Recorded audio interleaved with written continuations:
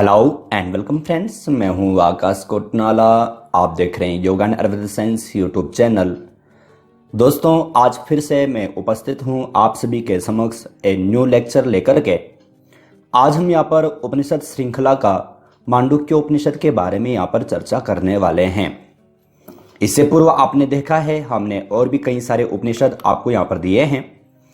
और उपनिषद ही नहीं, योग के जितने भी ग्रंथ हैं, चाहे वो गैरण संहिता हो, हठ प्रदीपिका हो, श्रीमद् भगवद गीता हो, पातंजलि योग सूत्र हो, या फिर दर्शन हो, या फिर उपनिषद हो, सभी से संबंधित आपको चैनल पर लगभग 400 प्लस लेक्चर दिए जा चुके हैं।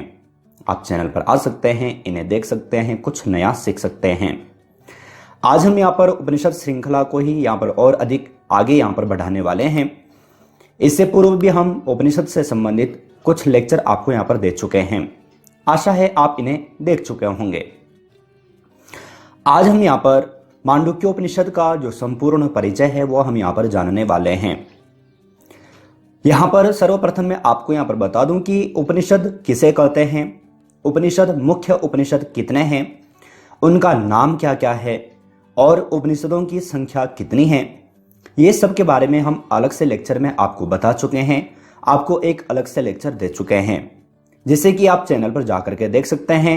और अभी हम यहाँ पर जो मुख्य जो उपनिषद हैं, 10 जो उपनिषद हैं, इनके बारे में यहाँ पर चर्चा करते आ रहे हैं।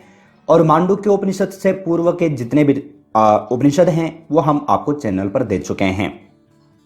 तो हम यहाँ पर जब मांडुक्य उपनिषद को यहाँ पर जानेंगे तो उससे पूर्व हमें यहाँ पर यह जानना है कि यह उपनिषद किस वेद से निकला हुआ है, किस वेद के अंतर्गत आता है। तो यहां पर आप देखेंगे यह मांडुक्योपनिषद अथर्ववेद के अंतर्गत आता है। मैंने बार बार आप सभी को कहा है, प्रत्येक वेद से उत्पन्न हुए हैं कौन? उपनिषद। जितने भी उपनिषद हम पढ़ते हैं वो सब के सब किसी न किसी वेद से निकले हुए हैं, ये आपको यहां पर जानना है। साथ ही साथ यहां पर आप देखेंगे कि मैंने आपको पहले भी बताया था कि अथर्ववेद के अंतर्गत हमें जो मुख्य जो उपनिषद हैं, 10 उपनिषद हैं, इनमें प्रश्नोपनिषद भी हमें अथर्ववेद के अंतर्गत ही देखने को मिलता है। मुंडकोपनिषद भी हमें अथर्ववेद के अंतर्गत ही पढ़ने को मिलता है। तो 3 जो मुख्य उपनिषद हैं, मुख्य उपनिषदों में 3 उपनिषद जो कि अथर्ववेद के अंतर्गत हैं, जिसमें कि मांडुक्य उपनिषद भी आता है। तो ये आपको यहाँ पर ध्यान में रखना है, एग्जाम में पूछा जाता है तो आपको इस प्रकार से लिख लेना है।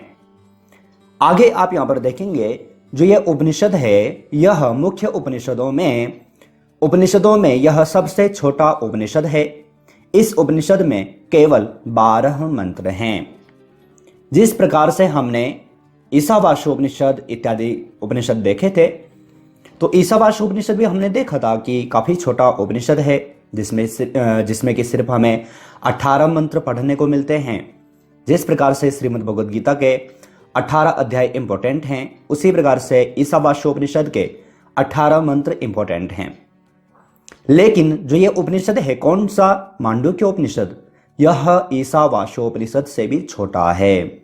उसमें 18 मंत्र हैं, लेकिन जो ये उपनिषद है इसमें सिर्फ 12 मंत्र हैं। तो ये आपको यहाँ पर ध्यान में रखना है। उपनिषद जो मुख्य उपनिषद जो श्रृंखला है, इसमें सबसे छोटा जो उपनिषद है वह मांडुक्योपनिषद ही है। इसमें जो मंत्रों की जो संख्या है वह सिर्फ 12 है। जैसे कि हमने अन्य उपनिषदों में खंड पढ़े थे या फिर उनके भाग पढ़े थे, वहां पर काफी सारे विभाग हमने पढ़े थे, लेकिन ऐसा इसमें कुछ भी नहीं है। इस पे सिर्फ 12 मंत्र दिए गए हैं। आगे आपको यहां पर ध्यान में रखना है कि जो यह उपनिषद है, इस उपनिषद में ओंकार को अक्षर ब्रह्म परमात्मा का श्रेष्ठ संबोधन सिद्ध करते हुए उसके विभिन्न चरणों एवं मात्राओं का विवेचन किया गया है। जो उपनिषद है छोटा तो है, लेकिन ध्यान रखें कि काफी इंपॉर्टेंट है। काफी सारे प्रश्न यूजीसी नेट के एग्जाम में इस उपनिषद से संबंधित पूछे जाते हैं। और अगर जो आप एग्जाम की भी तैयारी कर रहे हैं, चाहे आप एमए या फिर मास्टर या फिर पीजी डिप्लोमा की अगर जो आप तैयारी कर रहे हैं, तो वहां पर भी आपसे पूछा जा सकता है। मांडुक्य उपनिषद से संबंधित काफी सारे प्रश्न हमें एग्जाम्स में आते हैं। तो आपको ध्यान में रखना है कि जी ये उपनिषद है, इस उपनिषद में हमें क्या पढ़ना है।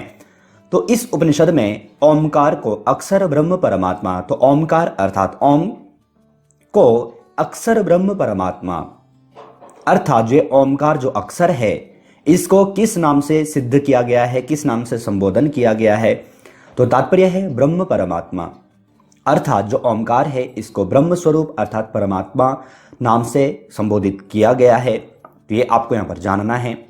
आगे कह रहे हैं कि संबोधन करते हुए उसके विभिन्न चरणों एवं मात्राओं का विवेचन किया गया है। अब ये मात्राएं क्या हैं और ये चरण क्या हैं, ये भी आपको यहां पर जानना आवश्यक है। और इसके बारे में हम अलग से लेक्चर में भी अच्छे ढंग से चर्चा करने वाले हैं, क्योंकि हम अभी सिर्फ उपनिषदों का परिचय यहां पर दे रहे हैं। प्रत्येक उपनिषद को हम डीपली पढ़ने वाले हैं, लेकिन हम एक ही लेक्चर में सभी को यहां पर नहीं ले सकते। तो यहां पर है कि संबोधन करते हुए उसके विभिन्न चरण, तो विभिन्न चरण अर्थात क्या, मात्रा अर्थात क्या। तो जो ओमकार है, ओमकार में 4 मात्राएं हैं। सामान्य रूप से तो 3 ही हैं, कौन कौन से, अ, उ और मा, लेकिन एक चौथी भी मात्रा है जिसको कि अमात्र कहा जाता है। तो अ, उ और मा, इसका संबंध हमें चरणों से करना है। तो चरण कौन कौन से हैं, तो 4 चरण हैं जिनको कि ब्रह्म के चरण भी कहा जाता है, परमात्मा के चरण भी कहा जाता है। तो वो 4 चरण कौन कौन से हैं, तो 4 चरण हैं वैश्वानर, तेजस, प्राज्ञ और निर्विशेष। तो ये आपको यहां पर जानना है। तो इन चरणों का मात्राओं के साथ क्या संबंध है, इसको भी हमें यहां पर इस उपनिषद में जानना है, इस उपनिषद में पढ़ना है। तो आशा है आप इसको भी यहां पर अच्छे ढंग से यहां पर समझ चुके होंगे कि इस उपनिषद में हमें क्या क्या पढ़ना है। आगे यहां पर आपको यहां पर ध्यान में रखना है कि जो ये उपनिषद है, इस उपनिषद में अव्यक्त परमात्मा के व्यक्त विराट जगत स्वरूप का वर्णन किया गया है। जो ब्रह्म, जो परमात्मा अव्यक्त है, उसका व्यक्त स्वरूप कौन सा, जगत। जो ब्रह्म है, ब्रह्म अगर जो हम अव्यक्त दृष्टि में देखें तो कुछ भी नहीं है, लेकिन व्यक्त दृष्टि में अगर जो हम देखें इस उपनिषद के अनुसार, तो इन्होंने कहा है कि जगत स्वरूप, जो विराट जगत स्वरूप है, कौन सा, व्यक्त परमात्मा। तो उसके बारे में क्या चर्चा की गई है वो हमें इस उपनिषद के अंतर्गत पढ़ना है। तो ये आपको यहां पर जानना है क्या क्या। प्रथम आपको यहां पर ध्यान में रखना है कि जो ये उपनिषद है किस वेद से निकला हुआ है, इसमें कितने मंत्र हैं, छोटा है या फिर बड़ा उपनिषद है, ये आपको ध्यान में रखना है। दूसरा आपको यहां पर जानना है कि जो ये उपनिषद है, इस उपनिषद में ओमकार का संबोधन किया है, किसको, ब्रह्म को, और उसके 4 चरण और ओमकार की जो 4 मात्राएं हैं उनका संबंध यहां पर आपको करना है। मैंने आपको यहां पर बता भी दिया है। तो ये इनका संबंध आपको यहां पर जानना है। आगे आपको यहां पर ध्यान में रखना है कि जो अव्यक्त परमात्मा है, उसका जो व्यक्त स्वरूप है अर्थात जो जगत है, जगत का जो स्वरूप है, वो हमें इस उपनिषद के अंतर्गत पढ़ना है। सभी को हम अच्छे ढंग से यहां पर जानने वाले हैं। आगे आपको यहां पर ध्यान में रखना है कि एक जो टॉपिक है, मुख्य जो टॉपिक है जो आपके एग्जाम में पूछा जाता है, वह टॉपिक कौन सा है। तो यहां पर ध्यान में रखना है कि चेतना के 4 स्तर एवं ओमकार के साथ इनका संबंध इस उपनिषद के मुख्य विषय हैं। छोटा सा उपनिषद है, मैंने आपको पहले ही कहा था। तो यहां पर जो एग्जाम में जो पूछा जाता है मुख्य रूप से वो यही पूछा जाता है कि चेतना के 4 स्तर। तो चेतना के 4 स्तर कौन कौन से हैं, वही जो मैंने आपको बताया, और उनके साथ में ओमकार की जो मात्राएं हैं, इन दोनों का आपस में क्या संबंध है, वो हमें इस उपनिषद के अंतर्गत पढ़ना है, जो कि इस उपनिषद का मुख्य विषय है। तो आशा है आप यहां पर जो मांडुक्य उपनिषद है इसका संपूर्ण परिचय आप यहां पर जान चुके होंगे। अगर जो आपने इतना ही अगर जो लेक्चर को ध्यानपूर्वक देख लिया है, समझ लिया है, तो मुझे नहीं लगता कि आपका ये जो टॉपिक है ये छूट जाएगा, आप आसानी से इसको जान पाएंगे। लेकिन फिर भी हम प्रत्येक उपनिषद को यहाँ पर डीपली पढ़ने वाले हैं, तो हम इस उपनिषद को भी अलग से लेक्चर में और मूल रूप से इसका वर्णन करेंगे, इसको यहाँ पर जानने का प्रयास करेंगे। साथ ही साथ आप सभी जानते हैं कुछ प्रश्नोत्तरी सीरीज लेक्चर से संबंधित आपको चैनल पर दी जाती हैं, जिन प्रश्नों के आंसर आपको यहाँ पर लाइव क्लास अर्थात वीडियो के कमेंट बॉक्स में भेजने हैं। तो प्रथम प्रश्न आप सभी के लिए यहाँ पर है, निम्नलिखित में से मांडुक्योपनिषद में वर्णन किया गया है? अकार का, उकार का, मकार का या फिर उपरोक्त सभी? तो किसका वर्णन इस उपनिषद में किया गया है मैंने आपको बताया है, पूर्व में ही बताया था। आसान सा प्रश्न है, आपको सही आंसर छांट करके वीडियो के कमेंट बॉक्स में भेजना है।